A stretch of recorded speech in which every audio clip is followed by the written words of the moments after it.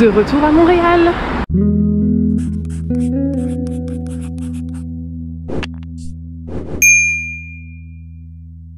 Ok les gars, il est grand temps qu'on fasse un point. Je suis vraiment désolée, je vous ai lâché pendant plus d'une semaine. Bon, comme vous pouvez le voir, changement de décor, je suis dans ma nouvelle chambre. Donc je suis bien revenue à Montréal, pas de surprise je pense par rapport aux vidéos précédentes. C'est vraiment la ville où je me sens le mieux actuellement. Donc me voilà quartier Laurier pour 3 semaines. Donc je sous-loue une chambre dans ce quartier qui est vraiment mais incroyable. L'architecture, la nature, tout est super. Je vais essayer de vous emmener avec moi un petit peu dans mon quotidien et vous montrer à quoi ressemble la vie dans ce quartier que j'aime énormément. Et en plus là, on a des journées absolument magnifique, il fait super beau, super chaud et on a les couleurs automnales qui arrivent et c'est juste incroyable. Si je vous ai lâché, c'est qu'il y avait plusieurs raisons. Je suis rentrée le 21 septembre à Montréal, donc depuis Calgary en avion.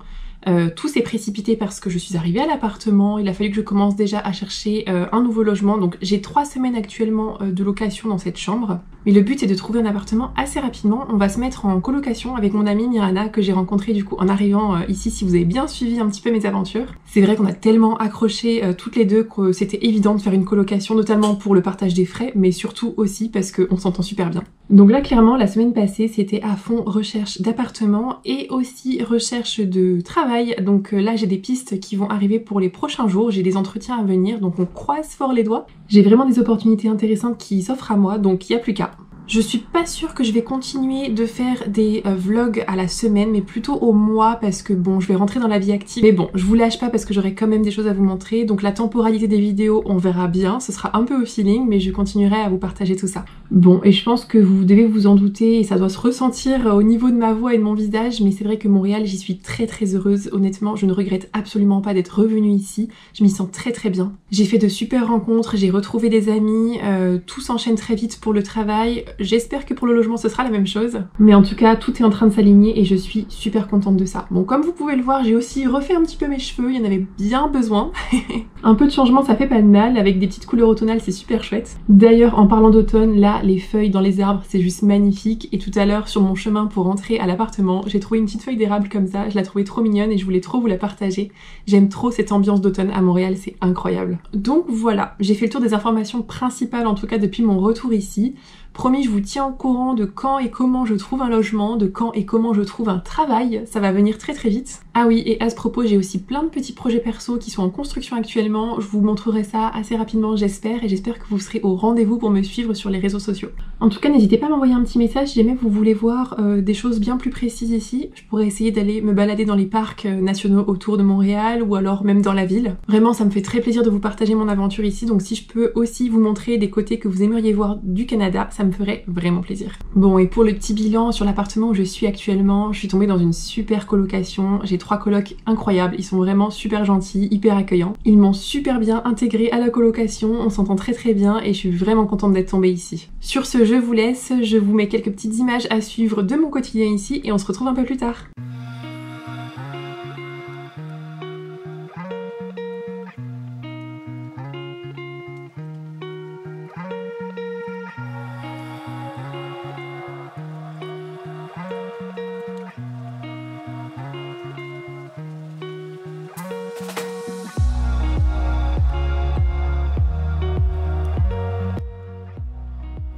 Bon, pour la petite histoire, cette nuit-là, j'ai fait quasiment 3-4 heures de montage sur mon ordinateur parce qu'en fait, il y avait des travaux en bas de chez moi.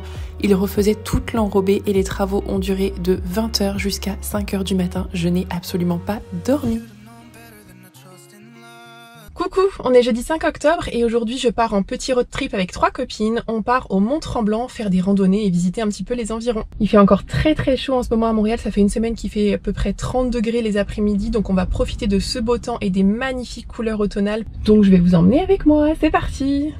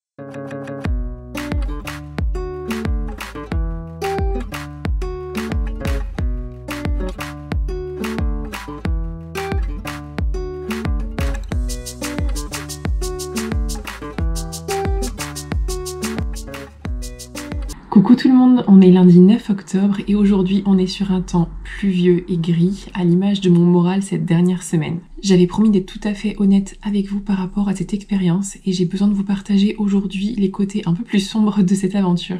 Donc je m'excuse si ces explications seront un petit peu décousues, je vais vraiment parler avec mon cœur, mais il faut que vous sachiez vraiment ce par quoi je passe avec cette aventure et que tout n'est pas rose quand on s'expatrie à l'étranger. Donc il faut savoir que ça fait depuis le 21 septembre, quand je suis rentrée sur Montréal, que je suis à fond dans la recherche de logement. Donc à savoir que je souhaitais me mettre en colocation avec mon amie Mirana. Donc Mirana, si tu passes par là, je te fais un petit bisou. Notre objectif, c'était vraiment de construire notre colocation, notre cocon, toutes les deux. Et donc on s'est accroché à ça et obstiné à vouloir trouver un logement impérativement. Donc j'ai passé clairement toutes mes journées depuis que je suis revenue à Montréal à faire des recherches de logements sur Facebook, Marketplace, l'équivalent du Bon Coin ici, et j'ai dédié toute mon énergie uniquement à ça, dans la peur de ne pas trouver de toit à nous mettre sur la tête très rapidement. Le problème, c'est que je me suis énormément stressée, je ne me suis concentrée que sur ça, j'ai essayé de chercher du travail à côté, mais quand on met 100% de son énergie dans la recherche d'un logement, on ne peut pas mettre 100% de son énergie dans la recherche d'un emploi. Donc j'ai essuyé beaucoup de refus dans la recherche de logement, mais j'ai essuyé aussi beaucoup de refus dans la recherche de travail. Et on a souvent tendance à croire que l'expatriation au Canada, c'est l'Eldorado, c'est le rêve nord-américain, que tout va bien se passer, mais la réalité est bien différente. Quand on arrive dans un pays étranger, on n'est personne. Notre CV, il ne vaut rien. Donc les employeurs, ils attendent beaucoup de choses de vous et c'est pas simple de pouvoir prouver ses compétences et ses qualités sans même être connu. Et pour la recherche de logement, c'est pareil. Il faut savoir que le système canadien, les futurs propriétaires font des enquêtes de crédit. Et à savoir qu'au Canada, pour avoir une enquête de crédit, il faut avoir au moins 3 mois de compte bancaire ouvert pour pouvoir avoir un historique et prouver qu'on rembourse bien ses achats au jour le jour. On s'est quand même obstiné comme des folles à essayer de trouver la perle pour pouvoir s'installer et surtout dans la peur de trouver un cocon pour nous accueillir pour l'hiver parce qu'on n'a pas envie de déménager en plein hiver même si en soi on n'a pas encore de meubles mais les hivers sont quand même assez rudes ici donc le but était vraiment de trouver quelque chose pour nous faire au moins 6 mois dedans. Donc tous ces refus cumulés en termes d'appartement et de travail, j'ai littéralement pété les plombs. Je ne savais plus ce que je faisais, pourquoi j'étais là, est-ce que j'étais vraiment au bon endroit, quelles étaient vraiment mes intentions par rapport à tout ça. Et j'ai sombré dans une petite période de quelques jours de down total, je n'allais pas bien du tout, je n'en ai parlé à personne ou presque. C'est vrai que c'est compliqué pour moi d'aller parler de mes difficultés rencontrées à mes amis et mes proches en France. Parce que j'estime que j'ai choisi cette expatriation, donc je choisis également les côtés négatifs qui vont avec. En tout cas, je tiens à remercier à toutes les personnes qui sont passées sur mon chemin les derniers jours pour essayer de me remonter le moral et de m'aider. Là, hier, j'ai publié sur les réseaux sociaux un petit message en urgence pour dire que voilà, dans une semaine, je n'ai plus de logement et que je suis concrètement à la rue et qu'il faut absolument que je me trouve une colocation. Donc avec Mirana, on s'est totalement entendu sur la question et on s'est mis d'accord sur le fait que voilà, là il était temps qu'on cherche chacune de notre côté pour s'assurer au moins une sécurité de logement sur les prochaines semaines. Rien n'empêche qu'on se retrouve peut-être dans le futur pour une colocation toutes les deux, mais c'était plus sage et plus juste de s'approprier chacune son propre espace dans une colocation et pas forcément en étant ensemble. En voulant construire cette colocation avec mon amie Mirana, je me suis raccrochée à une sécurité d'être entourée de quelqu'un qui m'était familier vu qu'on s'est rencontrés à l'aéroport. Comme on perd tous ses repères quand on part dans un pays étranger, on se raccroche à ce qu'on peut et c'est ce que j'ai fait. Et je pense que c'est ce qu'elle a fait aussi de son côté. On a trouvé en chacune d'entre nous une certaine sécurité et un certain cocon de réconfort qu'on avait perdu en quittant notre pays d'origine. Et cette recherche de logement et ces épreuves qui sont liées me ramènent à me dire qu'en France, j'avais vraiment tout. J'avais un travail qui me rapportait beaucoup d'argent, un appartement que j'adorais, une voiture, une situation. J'avais vraiment tout pour être heureuse et je me suis mise en danger et j'ai pris le risque de partir vivre à l'étranger. Et vous pouvez pas savoir à quel point on se pose la question et on se dit mais pourquoi je suis partie me remettre en danger et tout recommencer dans un pays où personne ne m'attend et où personne ne me connaît. Et honnêtement, il n'y a rien de plus dur que déjà d'être arraché à ses racines et en plus de devoir tout recommencer le processus à zéro dans un endroit qu'on ne connaît pas.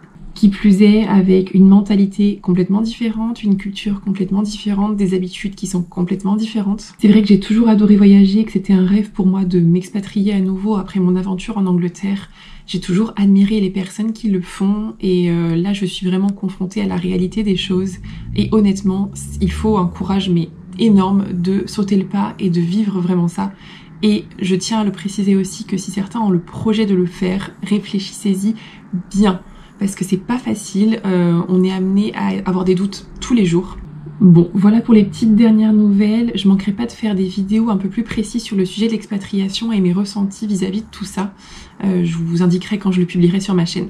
Tout ça pour dire que je me suis vraiment effacée de moi-même et éloignée de moi-même les derniers jours, dernières semaines. Et pour faire un petit rappel à tout le monde que voilà, faut s'écouter, écouter sa petite voix intérieure, son intuition.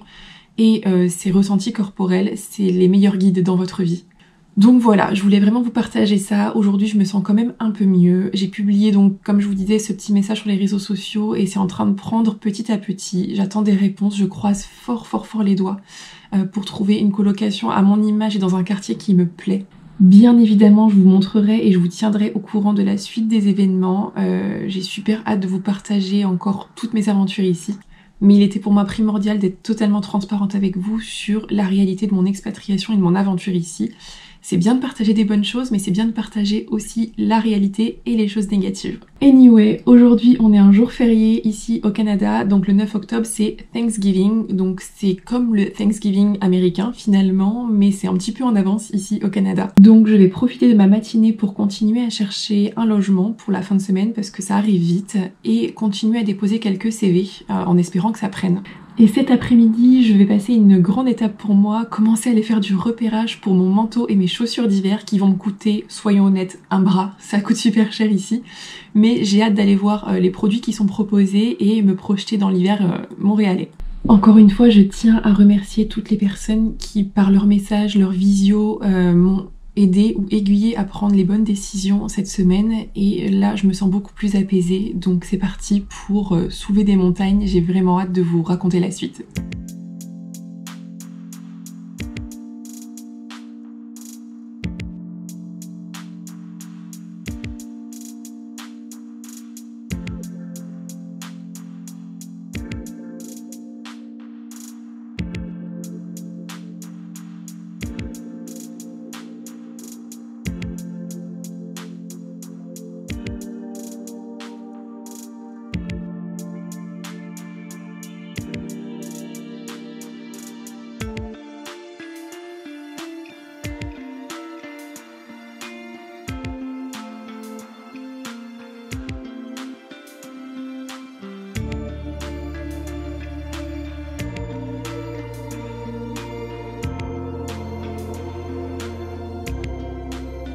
Coucou à tous, on est jeudi 12 octobre et aujourd'hui je pars faire quelques visites d'appartements et j'ai un entretien d'embauche ensuite. Donc ça commence enfin à bouger un petit peu pour moi. J'ai aussi un nouvel entretien d'embauche demain matin et un forum de l'emploi ensuite. J'essaie de mettre toutes les chances de mon côté pour trouver un travail et un logement, c'est pas simple. En tout cas voilà, on verra bien ce que ça donne cet après-midi et ce soir j'ai beaucoup trop hâte, mais je vais voir un match de NBA ici à Montréal, mon premier match NBA de toute ma vie. Donc j'ai trouvé un petit groupe de Français pour aller avec eux, donc ça va être super chouette. Et ce matin j'étais en train de faire mes valises et de préparer un peu mes affaires parce que dans 3-4 jours je dois quitter cette colocation. Ça va me faire beaucoup de peine de partir d'ici parce que je suis vraiment tombée sur des personnes extraordinaires, donc j'espère que je les reverrai plus tard. Ah oui, et je ne vous ai pas dit, mais j'ai trouvé mon manteau d'hiver. J'ai passé la première étape de l'hiver canadien, trouver le manteau. Je prendrai le temps de vous le montrer assez rapidement, au moins c'est quelque chose de fait et maintenant il n'y a plus qu'à trouver les chaussures.